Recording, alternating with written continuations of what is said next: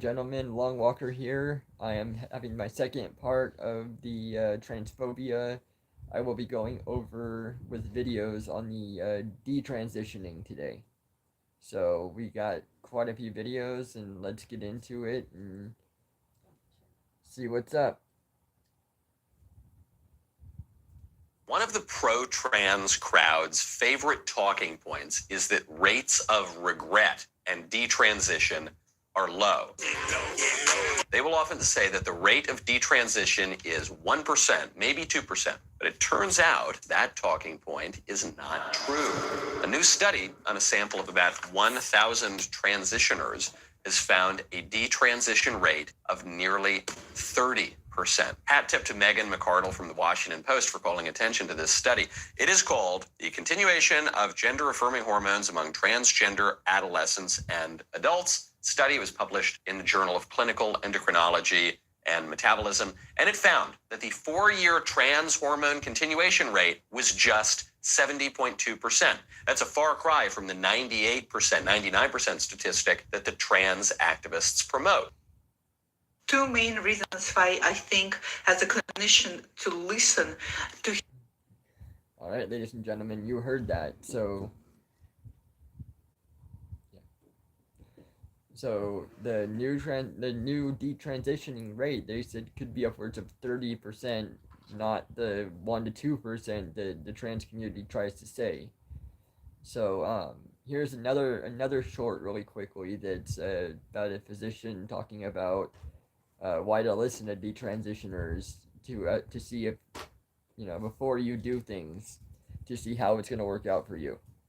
Here to understand the stories of people who decide to detransition is really, really, really important. Reason number one is because right now, with gender dysphoria, at least from a clinical standpoint, we're seeing people who are experiencing a lot of dysphoria because it stems from physicality, and a lot of people that have a lot of dysphoria because it's social. A lot of times two can overlap, but because social is becoming so in forefront, if you will, it's really, really important to understand dysphoria even more than ever. The reason number two why people who detransition, their stories are really, really wild, is because to neglect listening to them and understand what has happened, what factors were at play, is, in my opinion, incredibly negligent, not only to trans community, but the clinical community, certainly to psychological community for sure. Good afternoon. I just wanted to hop on here and... All right, you heard her on that, and why listening to them could be very beneficial for those that are about to go through it. Now, I've got one detransitioner story here, a personal story. And then right after that, I'm going to get into Curly Boy Chuck is on his agenda affirming. And there's a lot of good points in this one. It's a little longer than the ones that I've had. It's 27 minutes.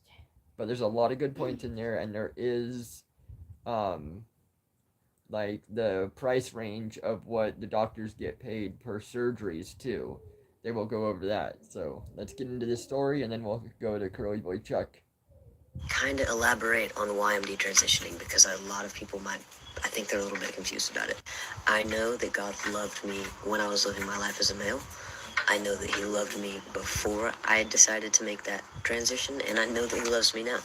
I'm not detransitioning as a way to earn God's love or anything like that, because I've already had God's love. But in finding God again, and in growing in my relationship with him, and praying a lot, and listening, and asking questions, through that, and through building my relationship with God, I have felt personal conviction to change certain things about the way that I've been living my life for quite a while. And it wasn't the people around me that were trying to pressure me to detransition or change the way I was living or anything like that. I honestly didn't really even talk to anybody else. I just went straight to God and started praying and talking to him. Alright, you heard that story. I've got a few more different ones that'll be at the ending after we get through the next two videos. And a lot of what I'm focusing on this one too is the detransition and the transitioning to begin with of minors, kids.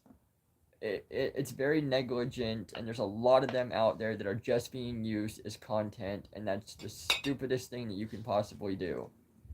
So, I mean, it just irks me so much that people will say like, "Oh, it's safe," and then you get into even like the puberty blockers, and it's like, "Oh, it's just like pausing a radio." I think I heard one say, Yeah, and it's like it's not. they say that when you begin, you pause the music, and then when you're ready to resume the music starts again. But they don't talk about that could be 5 years down the road. So if you do this to somebody who's 12, and they're like 17, 18 years old, and they decide to start now going through the things that all their friends went through at the age of 12, that's going to be really awkward. That's going to be really weird, and your body is still going to suffer for it. You're not going to get, if the adrenal gland doesn't work right, you're not going to grow. The brain is going to be bad. The bones are going to be bad, and the muscles are going to be bad. And I've seen that in animals, Yes, from mice to wolf dogs to exactly. horses. That like they don't get that boost, and all of that comes down to those hormones that they need It does. Yes. at those integral points. Yeah, very much so. I mean, that's it. It's crucial that kids get what they need when they're supposed to get them. It's like it's unfortunate. Sometimes it's really cruel. Sometimes it's really painful. But it just has to be, because I cannot imagine them going through that at a later point in life. No. And, socially or physically. Yeah, any of it. Yeah, that's horrible. Okay, so let's get into Curly Boy Chuck. This is a really good one. Let's get started on it. She was struggling a lot with tantrums. They thought it was sensory processing disorder. And then when she was 4.5, she went to the gender clinic at Lurie Children's Hospital in Chicago. And, the doctor sat down and said, "Are you a girl?" And she said, "Yep." And he's like, "Okay, from now on, you're a girl." When you get to the gender clinic, what does the... See, yeah, this is what really makes me mad, is I'm hearing more and more about no therapy even being needed. The person goes in, "Yeah, I'm this." Okay, well then let's start the process. Let's start the surgeries. Let's start this, because our big government gets cuts from each of these surgeries. And like I said, there's a good point that they'll bring up later on the amount of money that they make on each of these surgeries. They practically salivate talking about it. Yeah, they do. They practically salivate talking about it. It's So ridiculous. much money, yeah. I mean, you will see why, and this is why this really pisses me off. specialist actually do? Well, they ask you questions, of course. We lie! Or not even necessarily lie, but just... we tell them what they want to hear. All you Karens out there who have your panties in a bunch about the fact that doctors are starting to use the term pregnant person instead of pregnant women, I want you to listen up. Non-binary people and trans men are also people. What I started doing was I would look online and I would say, I'm really uncomfortable with myself, with my body, with my femininity. And I came across these videos of other teenage girls talking about how they were also extremely uncomfortable in their bodies. Hello, my beautiful people. Welcome back to my channel. You guys, today we're going to talk about how the medical professional world has completely failed today's youth. It seems like medical professionals today are more concerned with being activists than actually treating patients. It's getting really bad out here. That intro was just a little snippet of what is happening in the medical professional world today, and how pediatricians are literally pushing children into the direction of gender ideology and transitioning as young as 2 years old. It should be a crime. I said it. So I want to talk about how just because a child is dealing with confusion and trauma and all types of anguish doesn't necessarily mean that the fix is bodily harm or mutilation or hormone therapy or social transitioning. All of these things, in my opinion, are extremely harmful for children. Yes. I've said this before, and I will say it again and again and again. Only 2% of the population struggles with gender dysphoria, a disorder. Used to be called a mental disorder. Now it's just a disorder. Only 2%. Yet when you look around, all of these kids, as young as 2 all the way up to high school, are struggling with their gender identity, not knowing who or what they are, hating their body so much, and just looking for affirmation, for somebody up above to tell them it's okay. You can mutilate yourself. You can change yourself. You hate yourself? You hate your identity? I got just a fix for you. How about we just change your body? How about we just change your entire identity?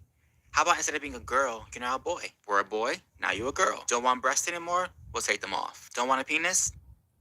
Ladies and gentlemen, he is so correct on all of this. It is our society has become so ingrained with, how do you put it?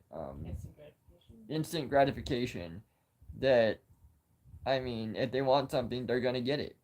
And there is no suffering within the people anymore, which is what is needed. You need to suffer in your life to know what's going on. If a person cannot wait till the age of 25 to go through with surgeries, there is a big problem with them. And the transitioning is not going to help that. It's just not. I mean, there's so much mental illness going around. These people need true therapy to be gone through first. And, you know, I've heard this, well, yeah, it's required, but there's so many that have said, no, I didn't have any. They just went through and gave me the hormones. They gave me and it's ridiculous. These doctors have to be stopped. They don't care about the people. They don't. They care about the money. And that is it. Or chop it off. I mean, it's become that easy nowadays. That easy. And all you have to do is go to a gender clinic or go to a Planned Parenthood or go to a pediatrician and tell them, I want to transition. I don't like myself. I don't like my body. I think I have dysphoria. I need help. And literally within hours, that doctor is affirming your condition. That fast. It's got to make you wonder, what's really going on here? Why are these doctors so fixated on affirming patients as opposed to treating patients, which is what doctors were supposed to be doing? What's really going on? Let's deep dive.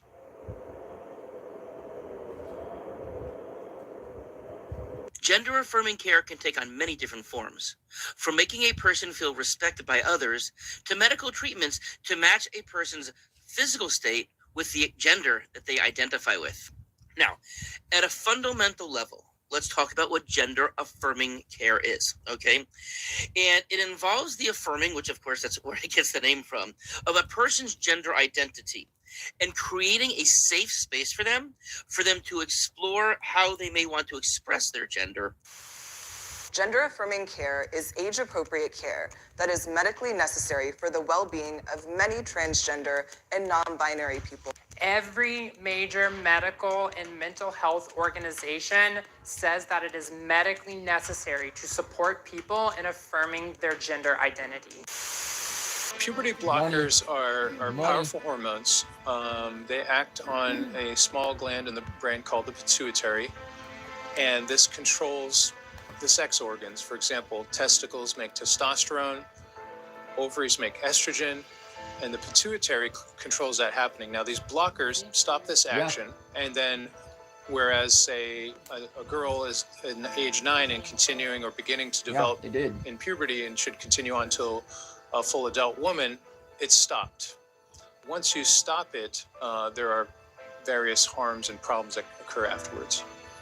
Unfortunately, many of our professional organizations are advocating for this, including Endocrine Society. And it's important to bear in mind that there's very small groups of people controlling these societies. Small groups of people are making these pronouncements, and then when physicians want to turn to what's the best practice, they're finding these things.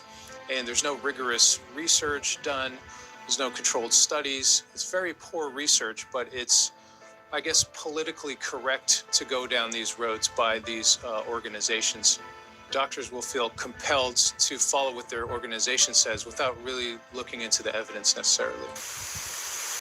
Earlier today, just a few minutes ago, our colleagues on the left said that we didn't know what we were talking about. So when presented with a video that details exactly what it means to conduct surgery on a minor for gender affirming surgery, they left the room.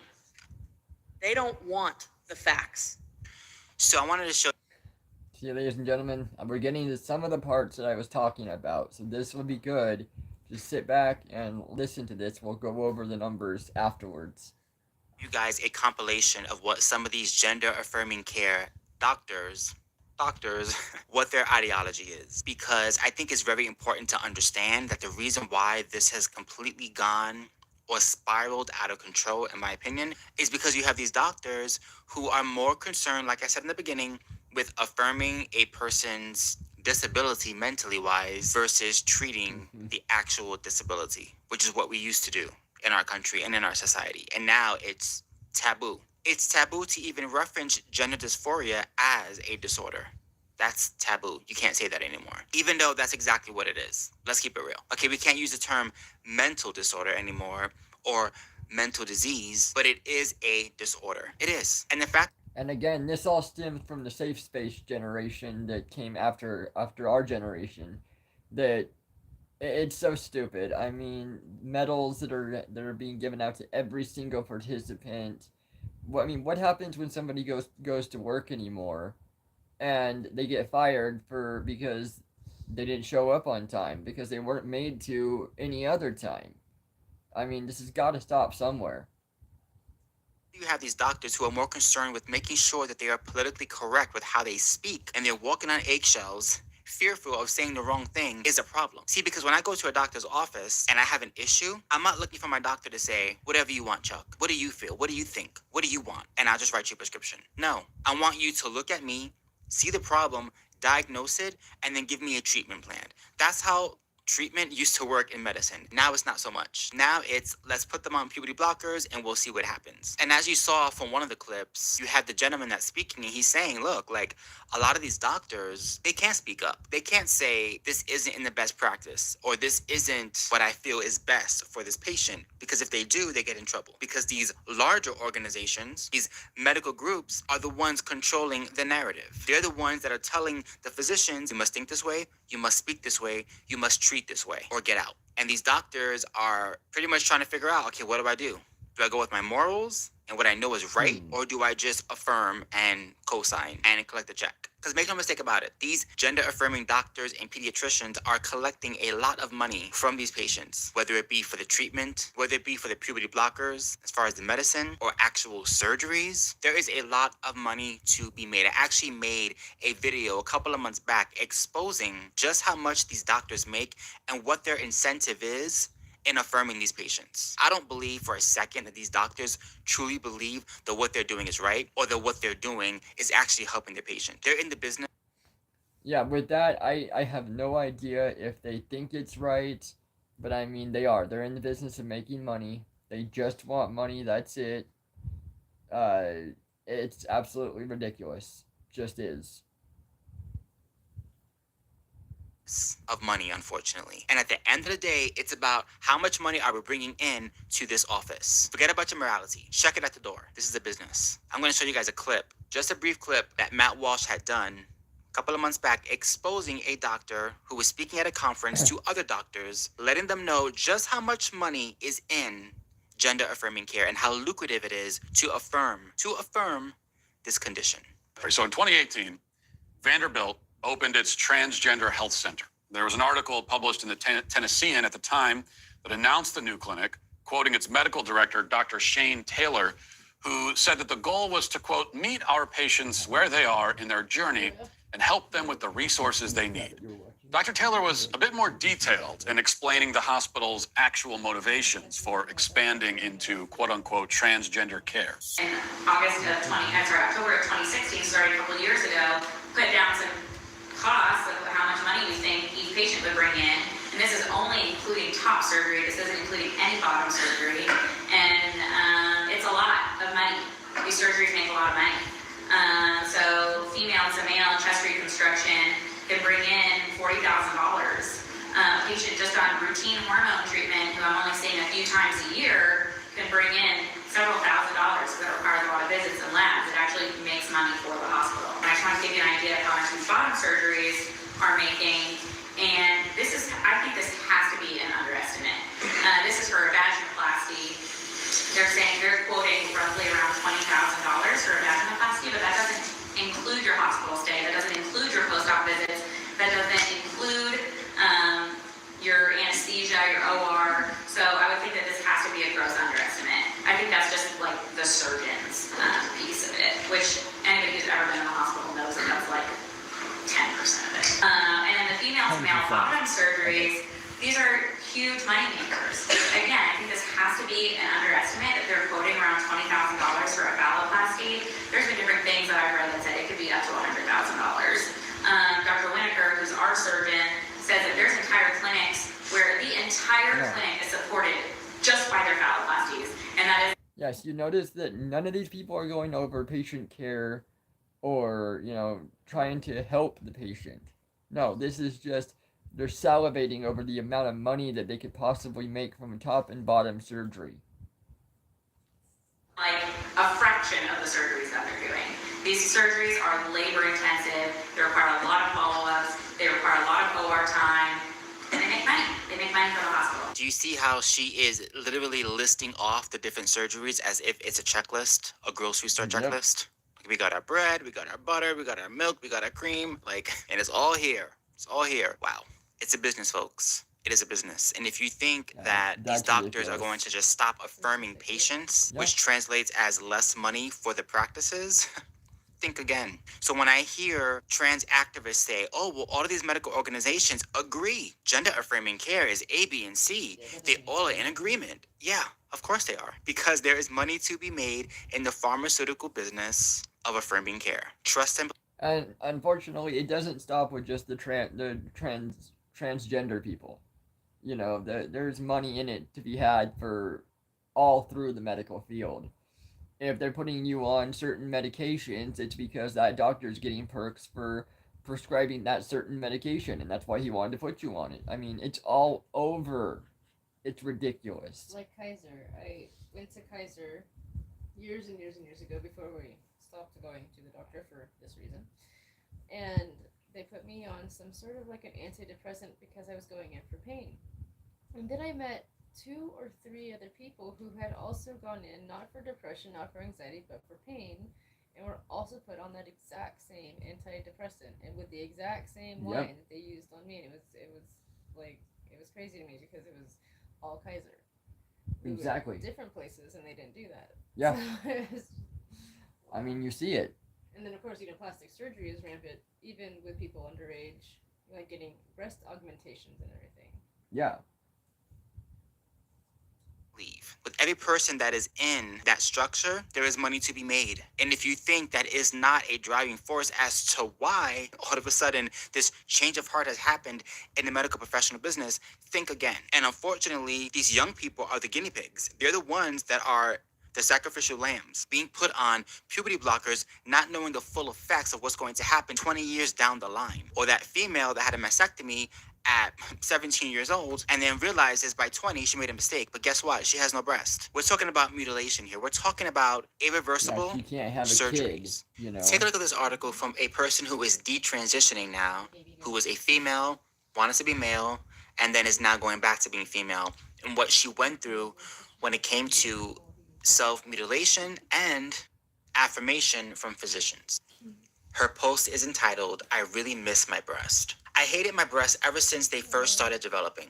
When I was a teenager, my breasts were so big that I had to shop at specialty bra shops. I got so much attention for having large breasts, and I despised it at the time. I always said I wanted a breast reduction, and at one point I even tried to cut off my breasts with razor blades. My family knew all about this, and that is why they pressured me into having a double mastectomy at age 16. I didn't think I was ready to have such a major surgery at that point, but my mother convinced me that it needed to happen. After the surgery, I was honestly kind of relieved not to have breasts anymore. It was like the pain my breast had caused me was completely gone. However, I soon started to miss my breast.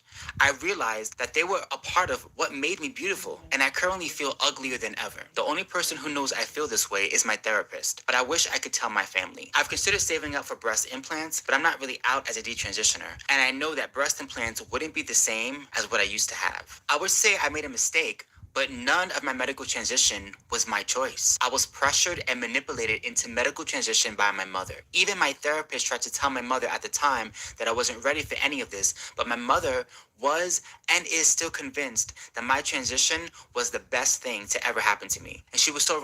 See, if it's not the pharmaceutical companies, the all of them that do it, it's the parents. The parents want that attention for themselves.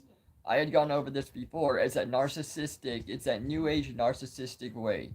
They will grab onto anything they can, and parents used to make up diseases for their kids to be sick all the time. Well, now they've just got a new way of doing it. It's the transition. It's their, oh, my son's a daughter. You know, I mean, it's ridiculous. You know, people need to be stopped on this matter.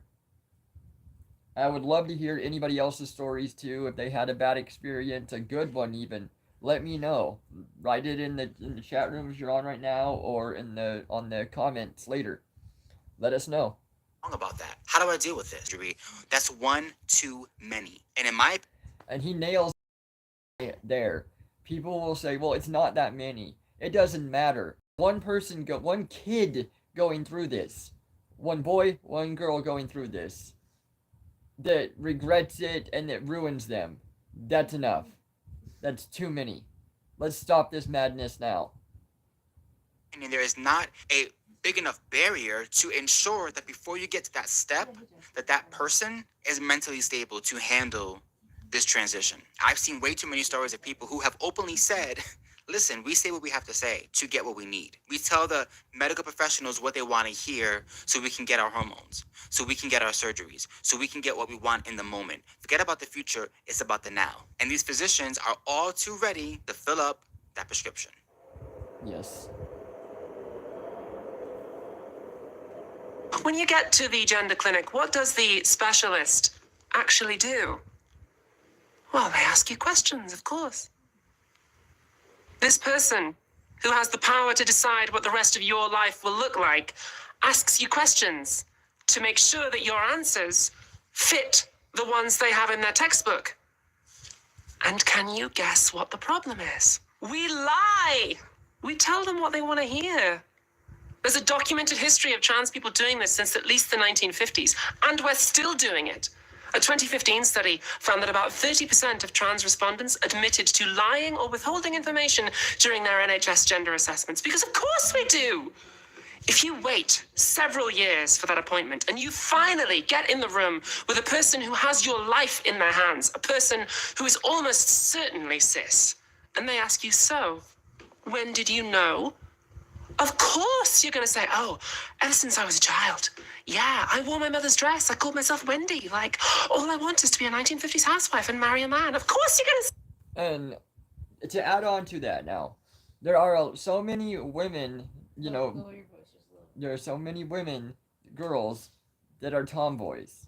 That doesn't make them a man. That doesn't make them a boy. It just means that they've got a little more masculine energy in them at the time. That doesn't mean any of that. You know, same with a boy being more feminine. He's just got some more feminine energy in him. It's that simple. It doesn't have to be this, oh, they have to transition. They're a girl. Oh, they're a boy. No. Kids are kids. Kids are very, let's see. Kids are very, like, impressionable. If you do something like that, if you say, oh, then you're a girl, they're going to be like, well, yeah, I guess I am, huh? I am. And they're going to be all convinced in it. Do not ruin your kid's life by doing this. And I'm not saying that every last one of them is bad. But a majority of it, you are going to ruin their life. This has got to stop. Say that.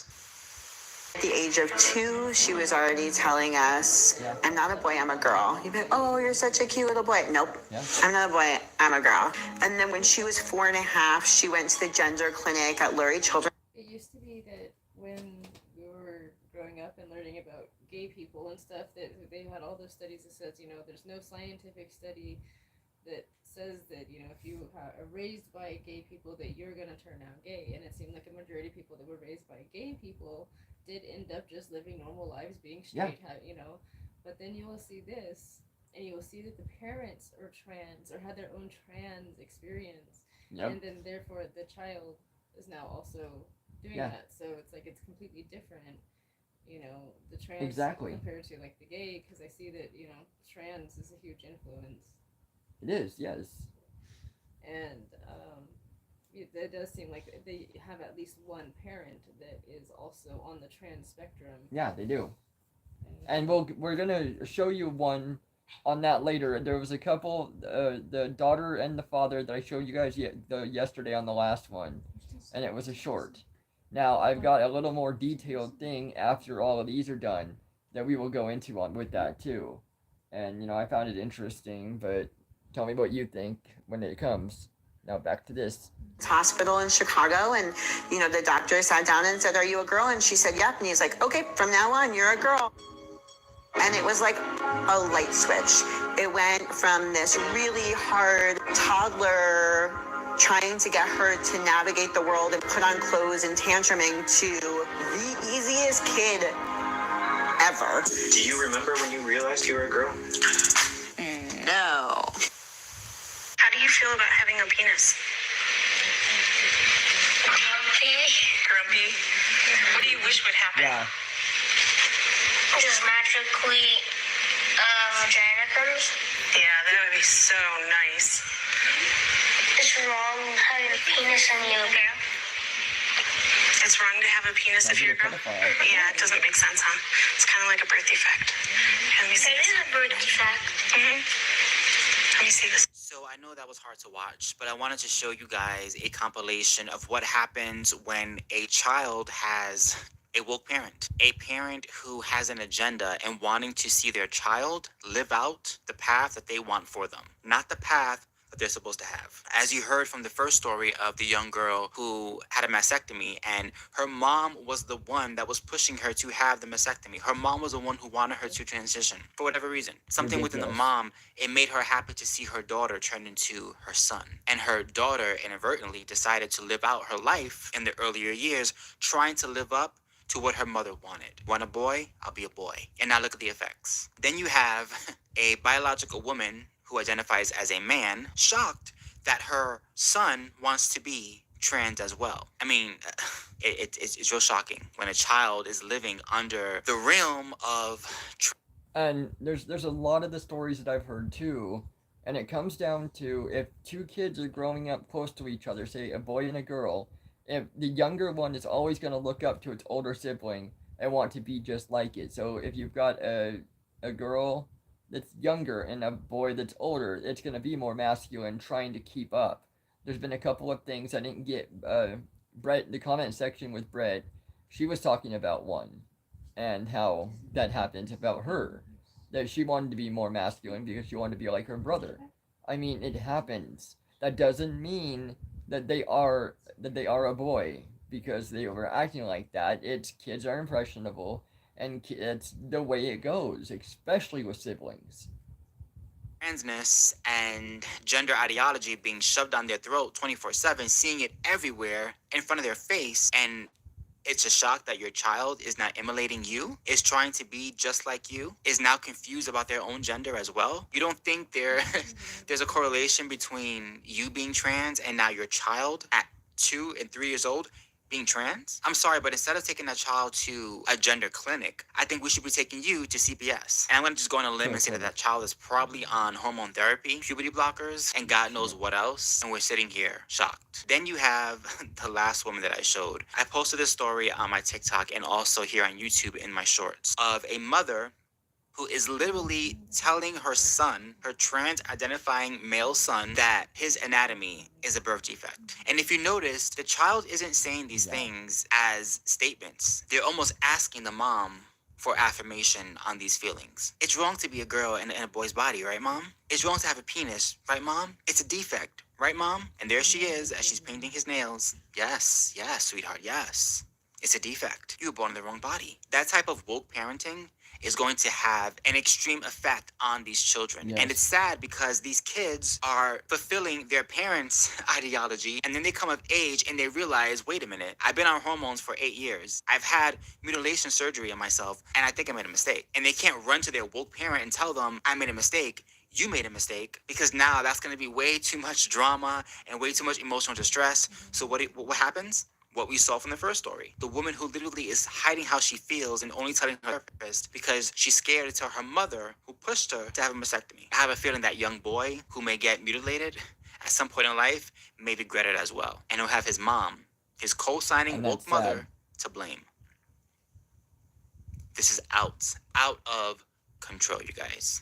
And I also agree, love Curly. the transparency of the trans individual who was talking and saying, look, when a trans person wants certain medication or they want affirmation, they are going to say what they have to say to make sure that you as a doctor believe them. It doesn't matter what it is. They know the script. And the doctors also know the script. But guess what? They don't care. Say what I need you to say so I can write this prescription so my medical office can make some money. It's a sick, twisted cycle. And we're talking about Yes, it's absolutely disgusting, and I mean, like I said, it's the new age of parents going over and giving their kids all these diseases to get attention. Munchausen syndrome. Yes, Yeah. exactly. Yeah, and it's like with, like you said, with the medical professionals, it's been going for a really long time. Like for us, we struggle with like the narcotics thing. You know, we had doctors that would just prescribe narcotics. Yeah, and for sure.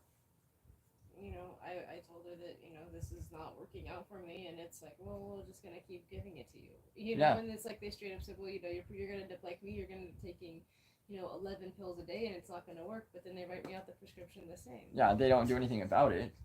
They just ridicule you, and then, you know. And it's like I would get more than you would. Yeah, that was always interesting fact right there, you know. And you didn't really have to do much. No. It's like you didn't really have to. It's like they would kind of put it in your head. It's like, oh, so you mean you have this chronic pain here, right? You know. And it's Yeah, like it's, they would. They give you these keywords stuff that you're supposed to use. And yeah. So we combine that with some people who are into instant gratification and. Yeah, and that's a deadly combination. Yeah. We wonder why we have such an opioid crisis in our country right now. That is why. We have doctors, like I said, they're pushing these drugs. They're one of the biggest drug dealers in our country. They want to talk like there's other drug dealers out there that are big, when the pharmaceutical company is the biggest one with the doctors. That is the problem. lives. We're talking about human lives, many of whom are minors, who won't see these effects until about 20 years from now. Mark my words.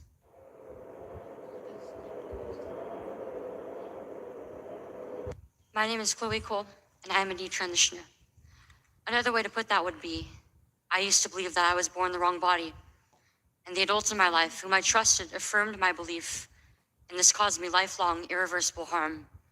I speak to you today as a victim of one of the biggest medical scandals in the history of the United States of America. I speak to you in the hope that you will have the courage to bring the scandal to an end and ensure that other vulnerable teenagers, children, and young adults don't go through what I went through. At the age of 12, I began to experience what my medical team would later diagnose as gender dysphoria. I was well into an early puberty, and I was very uncomfortable with the changes that were happening to my body. I was intimidated by male attention, and when I told my parents that I felt like a boy, in retrospect, all I meant was that I hated puberty, that I wanted this newfound sexual attention to go away, that I looked up to my brothers a little bit more than I did to my sisters. I came out as transgender in a letter I sent on the dining room table. My parents were immediately concerned. They felt like they needed to get outside help from medical professionals, but this proved to be a mistake. It immediately set our entire family down a path of ideologically motivated deceit and coercion. The gender specialist I was taken to see told my parents that I needed to be put on puberty-blocking drugs right away. They asked my parents a simple question: would you rather have a dead daughter or a living transgender son? That crap right there. The choice was enough for my parents to let their guard down, and in retrospect, I can't blame them. This was the moment that we all became victims of so-called gender-affirming care. Today, I should be at home with my family celebrating my 19th birthday, and instead I'm making a desperate plea to my elected representatives. Learn the lessons from other medical scandals like the opioid crisis, to recognize that doctors are human too, and sometimes they are wrong. I also grew up as a tomboy, just like all of these girls I'm seeing on social media. I want to be as happy as they are, so I should start transitioning. And when I went to them, I expected that they were gonna tell me you need a therapist before we can start you on anything, because that was required in Massachusetts. But instead, when I went into the gender clinic, they were able to set me up with one of their in-office clinicians, And she signed off on medical intervention without me ever needing to see a therapist. It was just a 45-minute appointment. During the second surgery, the emergency surgery, he was able to fix his mistake, and I had 3 blood transfusions and made a full recovery after that. But if they didn't find that in time, if they didn't keep me overnight, if they weren't as vigilant as they were, I definitely would have died. I was already losing consciousness. My organs would have just started shutting down not soon after that. You know, the doctors are cutting us open, and we're just trusting that they can put us back. All right, ladies and gentlemen, now on that last one, I mean, you heard the plea and the cry of that girl. And the doctor's just saying, well, what would you rather have? A dead daughter or a live son? And it's like, that is the bull crap. It's exploitive. That is going to ruin everybody. Unless people start standing up and realizing the difference. They just take control of their own health and their own well-being. Exactly, taking control of your own health, exercising, not falling into this the whole fat phobia thing too, and the fact that, you know, people are just trying to make themselves look better. Body positivity. Yeah, body positivity. Yeah, that's a whole nother. Even, yeah, maybe I'll do another one on that later on. But I mean, this whole thing has gotten out of control, and these people have to be stopped. Get it? Now, I learned the hard way, if a doctor's cutting you open in a vain attempt to change your sex, probably don't trust that he can put you back together after. I started the estrogen when I was 16, lived that way until really a couple of months ago, 2 months ago. And then I got my surgery at 19, my castration. I was expecting it to help my mental health. And it didn't do anything. I just wasted so much time.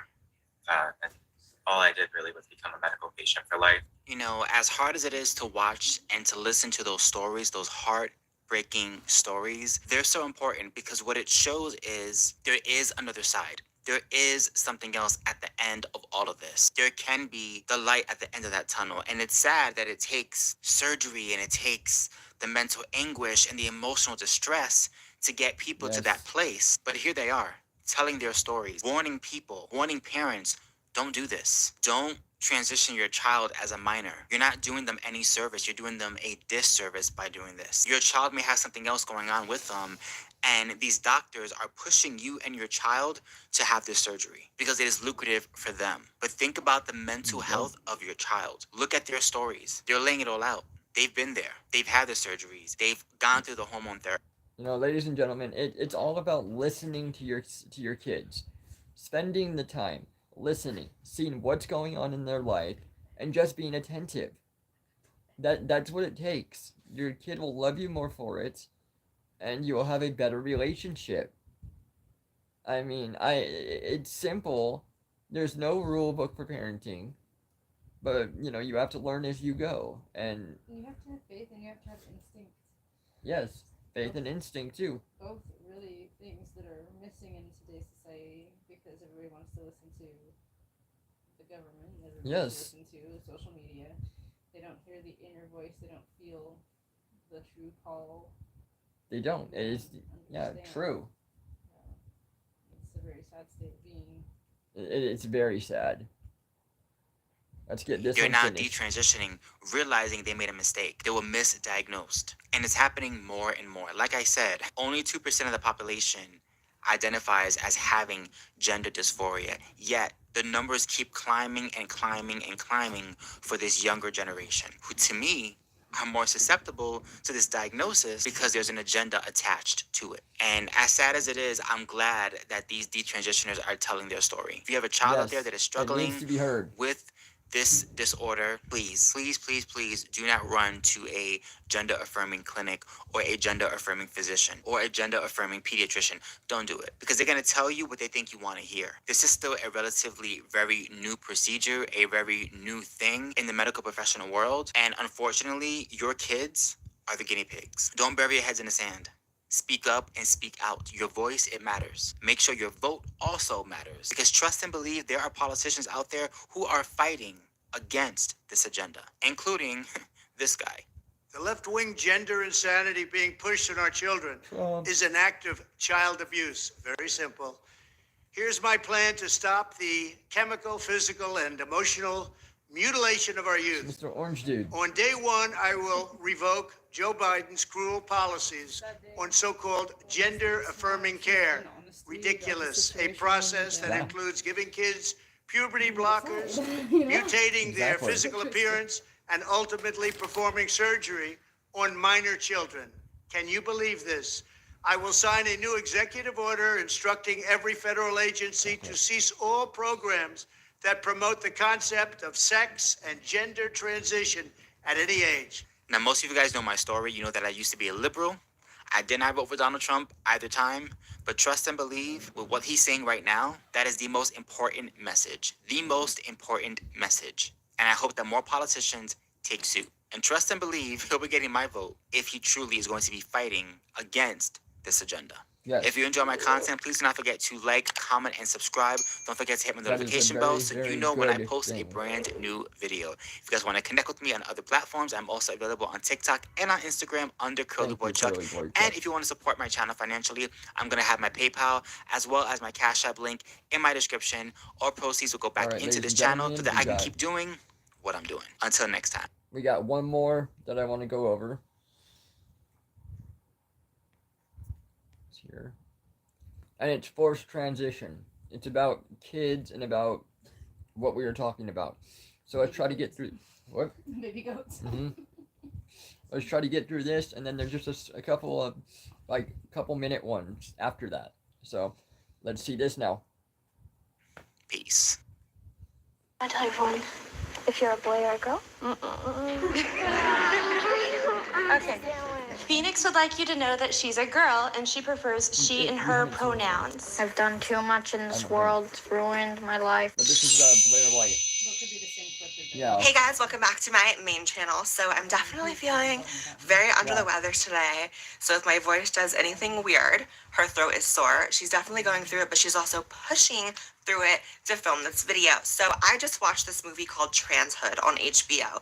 Now this movie has social media in an uproar, upset, outraged, because they think that this movie contains children being forced to transition. And basically the movie chronicles 5 different transgender children at different ages. One of them is 4. That story was one of the worst. And then it chronicles also a teenage trans girl named Lena. And see, we need more people going over this, bringing attention to it, making it, shaming the parents pretty much, making it so it's known. This is not okay. I want to start off by saying that not every of the 5 trans stories in this movie were abusive or crazy or scary. Like I actually have written in my notes here, loved Lena because her story was amazing.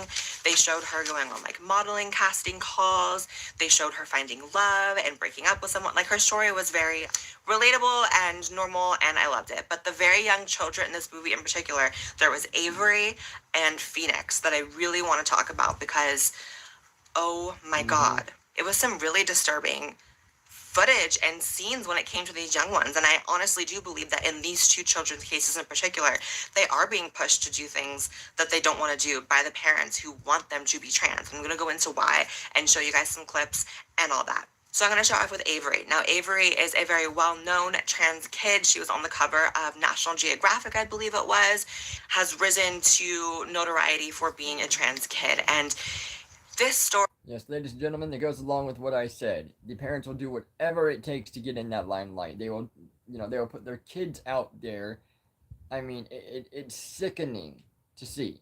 They used to talk about that, the beauty pageants, right? Yeah. They used to talk about, and I still obviously have a huge problem with those too because that's just gross. It's just so much. You went through some of it. Yeah, but it was really respectable and not at all like that. There wasn't a lot of makeup, and it was not a lot of it was totally different. It changed a lot in that short amount of time. But they used to talk about that. How can they not say this is the same thing? They're dressing them up as another gender and presenting not just in a competition, but to the world, Yes, exactly. Really, really disturbed me. It was very apparent to me, and in my opinion, the mother in this film was pushing Avery to, at the very least, be trans, at the very most, be trans, and make a business out of it to make money for herself, for the mother. Every single scene in this movie was some sort of business transaction, was a photo shoot for the kid, was an interview, was a radio appearance, was her being forced to sell a book, going to events, and at one point, Avery actually says, "This is ruining my life." We're going to Washington, D.C. We actually go and meet with our senators and representatives. After we do that... And I'm sorry, but what you see here reminds me of just what a boy would do. I don't see any girl there, and I mean, it might be a little more feminine, but it's just what a boy would do. Yeah, he literally looks like a boy to me. Yeah. I mean, he just looks like a boy with long hair. He just looks like, like one of Tristan's friends or Tristan. And there's nothing wrong with long hair. Long hair is actually very, very useful and has very cultural things. My son, Wolfboy Productions here on YouTube, he's actually got videos on it and why with the long hair. He's got long hair. Obviously I do. We have it for our personal reasons. So, I mean, there's a lot of uses. Now it's like if you have long hair, it must be like, okay, well, you want to be a girl, so that's all they see you as, is if you have long hair, it's like, oh, well, you should just transition to be a girl. I know, it's ridiculous. We go and sit and sell some of Avery's books for a little while. I just don't want to even have a book. I've done too much in this world. It's ruined my life enough, and now everyone in this world is going to know. And it's just going to make my life worse. A couple years ago, you wanted people to know. Yeah, I did, but now that was really stupid, silly mistake, and now I don't. Now, the mom was a really shady character, in my opinion, because even after this young child is expressing, "You are ruining my life by putting me out there so much, I don't want to be this person," the mother still takes her to events after that scene and is still doing stuff in the public and doing exactly what this child said she doesn't want to do. It was very apparent to me that the mother has made her child being transgender her entire life, her entire business. The mom makes a living off of it, and it is basically it's the mom's whole thing. She has monetized her child being transgender, which honestly, I'm probably going to get heat for this, but it was very questionable to me if Avery really felt trans, because there were really no scenes in the movie where Avery was speaking for herself and describing the experience of being trans. Throughout the movie, Avery talks about just wanting to be normal. Doesn't mean that she's not going to be transgender later on as well, but it was very interesting because in the movie, the mom was like, "Oh yeah, she's a tomboy. She likes boy things. If you think that's weird, well, why do you think tomboys are weird?" And tomboys aren't weird, but it is a hallmark, not a deciding factor, of a transgender child that when they're young, they like playing with girl stuff. And short of this mom dyeing the kid's hair pink and dressing her in all pink, which seems very forced to overcompensate for the fact that she likes doing all boy things, it just came across as weird to me. That was my honest opinion from the film. In my notes, I wrote, "Struck me as a business venture, Avery being trans." I wrote the word "suspicious." I wrote, "Avery seems unhappy doing book interviews. Mom seems very happy doing interviews and books." And all that is something that I don't like about a lot of mothers of famous trans children, is that it feels like it's more about the mom and the mom receiving accolades for being such an amazing, accepting, loving mother and making money than it is about... And the father is such a simp. Most of the fathers there are just sitting there twiddling their thumbs and not standing up for their own kid. It is ridiculous. The child. Even if it's not the mother forcing the child to identify as transgender, it's the mother forcing the child to be a starlet and out there in a public figure, and that to me is wrong. If your child doesn't want to do something like that, you cannot make them. Next we have 4-year-old Phoenix. Now this one made me cry during the movie. I was watching this with Joey and I was like trying to hide my tears. I was like, oh my God, this poor little kid.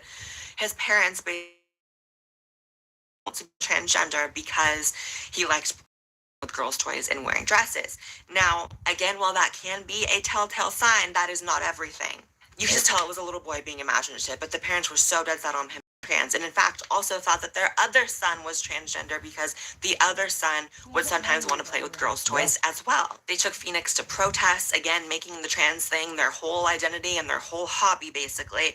And the protests scared Phoenix, which was really upsetting to see. Like, why are you taking your 4-year-old to a protest? Like, don't even do that. There was a moment where the mom, who seemed very paranoid and unstable, by the way, took Phoenix at 4 years old to a church and tried to make Phoenix come out as LGBT in front of everyone. Anyone here who would claim their identity publicly as lesbian, gay, bisexual, transgender, queer, or questioning, intersex, pansexual, asexual, or any category that I've left out. Yes, and notice how fast the mother jumps up and is dragging her kids along the way. I mean, come on. Let's get real here.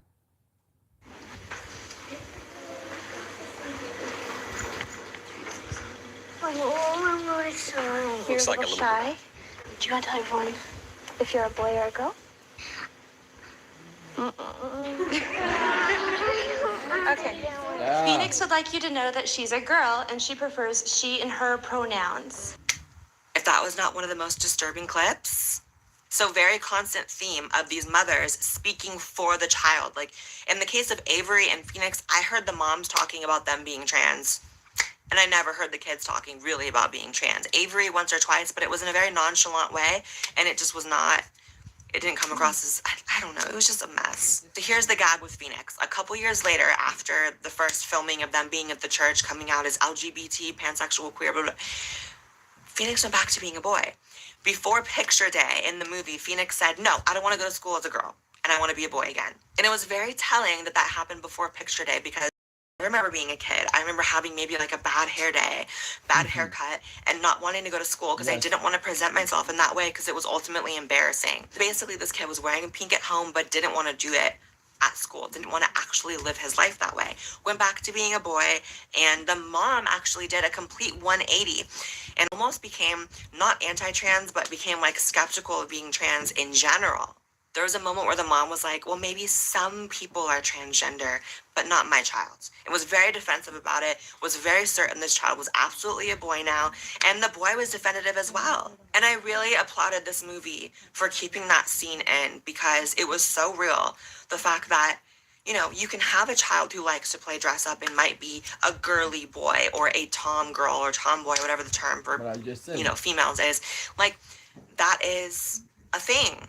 And it doesn't necessarily mean that they are transgender. And it's such a horrible precedent that these parents become so certain so quickly because their child expresses femininity as a male or expresses masculinity as a female, that they're meant to live as the opposite gender. I think it's very harmful to automatically set them on that trajectory. I think allowing them the space and time to grow into who they are naturally is the best possible thing, because you never know if it's just a really feminine boy, which is the case with Phoenix. You never know if it's a very tomboy girl. Like, you have to give your child space and time to grow into that. And while there were cases in this movie of very legitimate, in my... And we talked about it, like I said, that most people will know probably by the age of 16, I would say, but do not do anything vital until after the age of 25. If you could not wait that long, there is something more wrong with you. You should make sure to get all of the intervention help and everything else that you need first. The top surgeries though or bottom surgeries should not be done before 25. Just should not. There's no reason. As, you know, trans kids, like there was a trans teen boy and a trans teen girl, and to me, they seemed very authentic. They seemed very independent in their thought and knowing who they are without parental influence. But those younger children, there was so much parental influence, and it was disturbing. Almost as if, and we've done stories like this on my channel before about parents of very young trans kids, like 4 or 5 years old.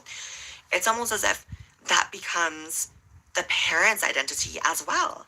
Like, it's one thing to be supportive of your child. It's another to have their identity become your identity, because once they start telling you things like, this is ruining my life, as in the case of Avery, the mom just blocked it out and still forced her child to keep on this way. And I think that's completely wrong. It's very valid to feel trans at a very young age. It's also very valid to grow out of it. There are so many people that grow out of it. There are so many people that reach out to me on this channel because they know I'm open to hearing about it. You know, young people who say, I definitely thought I was trans when I was 8, 9 years old. God, I can hear my voice going. I'm so annoyed. Ugh. You know, there were a lot of people who found this movie to be complete and utter trash, a complete show. You guys were telling me, watch it, it's just a show. I didn't think it was completely a show. Like I said, some of the stories were great, but some of them were awful. Yeah, that's my thoughts on this movie, you guys. My voice is so gone. I cannot believe how up my voice is. I love you guys. Subscribe to this channel as well as my main channel. So follow me on Twitter and Instagram because I post on there way more than I do on here. So you gotta follow those to keep up with me. Oh my God, my voice. And I gotta go. Love you guys. All right, ladies and gentlemen, those are the main two I have. I have got another couple. There's one transition and detransition. It's her story on doing both. It's 3 minutes long, and then I'm gonna close with the other one that I was talking about, that the father and the daughter team. You can even check out a little bit of their page and go over some of the comments on that one if you want to. Yeah. So maybe we'll do that towards the end there too. So let's first get into this next one, and then we'll go on to the other one, and I'll talk more about it.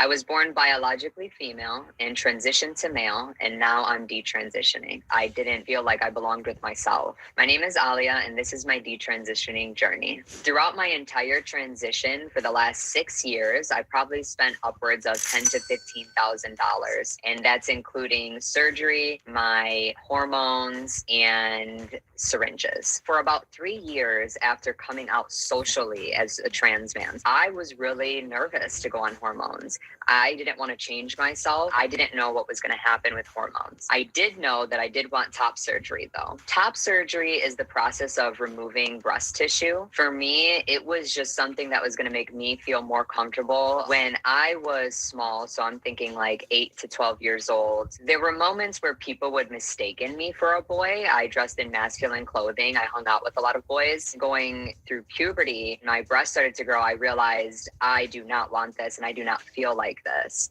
As far as when it came to transitioning medically, that wasn't until I was about 2021. When I went to therapy, I decided to go on hormones because there was a moment where I finally just felt very fed up. I had severe body dysmorphia. What I was looking into the mirror was not reflecting back for me. There was a moment that I really just was like, I can't live like this anymore. And I thought that hormones were going to be the answer for that for me. I took testosterone for 6 years. Testosterone helps masculinize the body. So that's with fat redistribution, hair, and voice. Transitioning looks very different for each person. How you express your gender, how you want to look, that's all defined by each individual person. When I reflect back and I think about what was difficult as being male, I was prejudged a lot that I was aggressive or not clean or not in touch with myself or, any of these things. And it's not who I was. The more that I started to get into that masculine expression as my beard started to grow fuller, my voice got deeper and I started to look like a cis male. I started to feel like I wasn't connecting with the people around me anymore.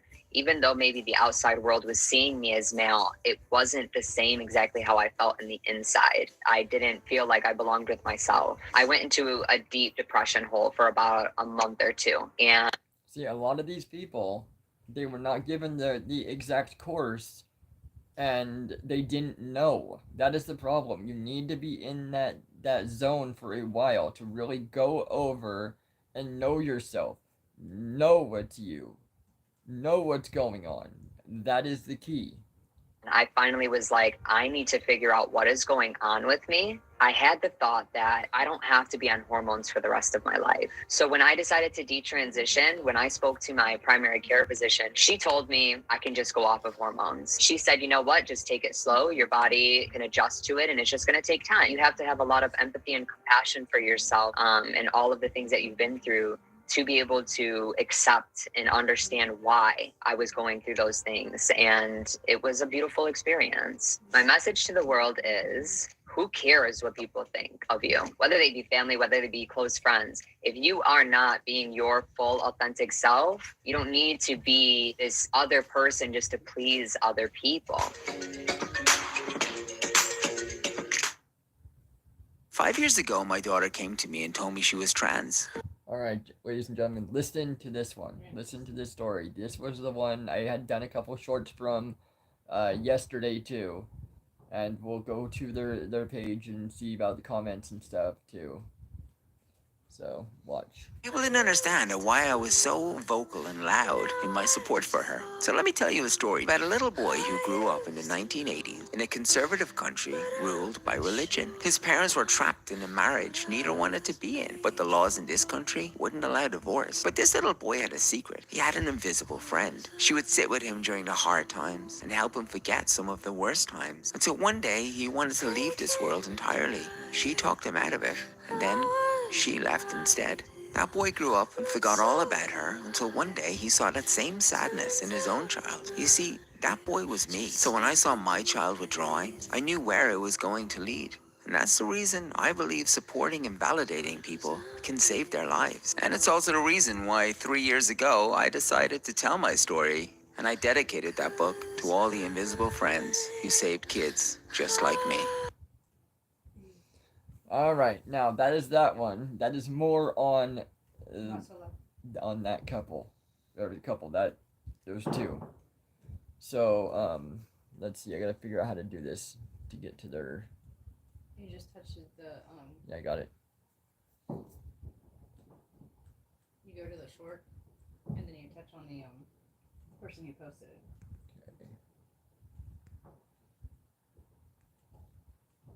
And you could have looked at the comments too.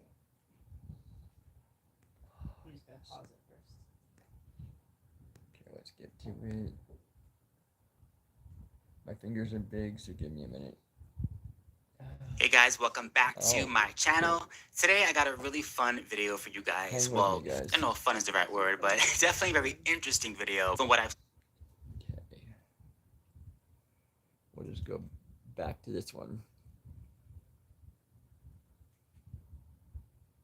5 years ago, my daughter came to me and told me she was trans. People didn't understand why I was so loud in my. And then scroll down to the bottom of this page there.